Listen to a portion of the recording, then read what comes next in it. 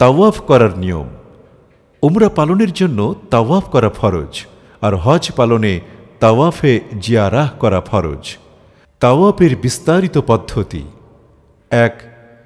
ইস্তিবা সহ তাওয়াফ করুন। মনে রাখবেন, তাওয়াফের সময় অজু থাকা জরুরি। তাওয়াফের সময় ইহরামের চাদরকে ডান বগলের নিচের দিক থেকে পেঁচিয়ে এনে বা কাঁধের ওপর রাখাকে ইস্তিবা বলে। এটি বিশ্বনবী মুহাম্মদ সাল্লাল্লাহু আলাইহি ওয়াসাল্লামের সুন্নাত। ২. হাজরে আসওয়াদকে সামনে রেখে তার বরাবর ডান পাশে দাঁড়ান। ডান পাশে তাকালে সবুজ বাতিও দেখতে পাবেন। এরপর দাঁড়িয়ে তাওয়াফের নিয়ত করুন। তারপর ডানে গিয়ে এমনভাবে দাঁড়াবেন যেন হাজরে আসওয়াদ পুরোপুরি আপনার সামনে থাকে।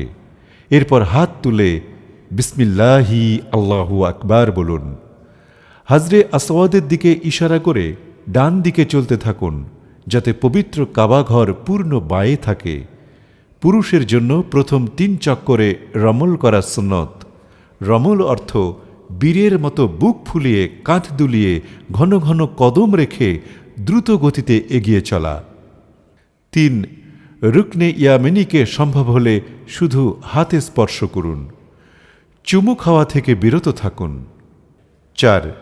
রুকনে ইয়ামিনী থেকে হাজরে আসওয়াদের মাঝখানে এ দোয়া পড়ুন।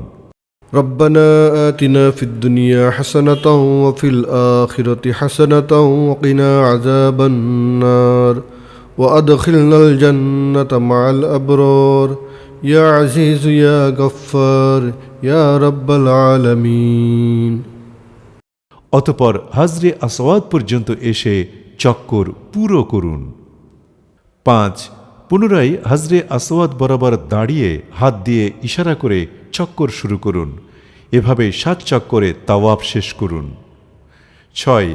হাতে ৭ দানার তসবিহ অথবা গণনা যন্ত্র রাখতে পারেন, তাহলে ৭ চক্কর ভুল হবে না। ৭. এ সময় যে দোয়া, সূরা, আয়াত মনে আসে তা দিয়ে দোয়া করবেন, কারণ এটা দোয়া কবুলের সময়। ৮. তাওয়াফের ২ রাকাত নামাজ ওয়াজিব।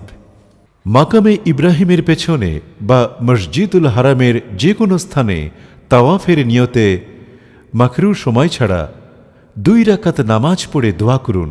এটা দোয়া কবুলের সময়। এরপর জমজমের পানি পান করুন। আপনার তাওয়াফ শেষ।